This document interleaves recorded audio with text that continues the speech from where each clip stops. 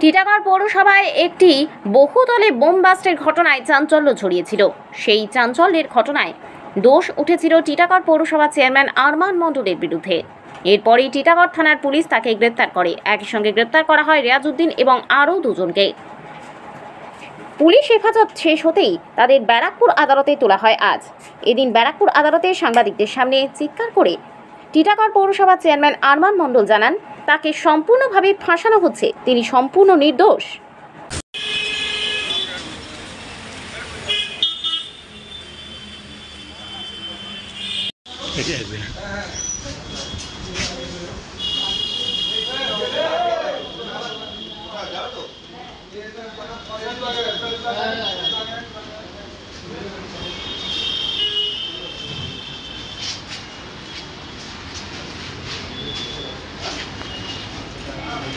আরমান কিছু বলবে? আরমান কিছু বলবে? আরমান কিছু বলবে?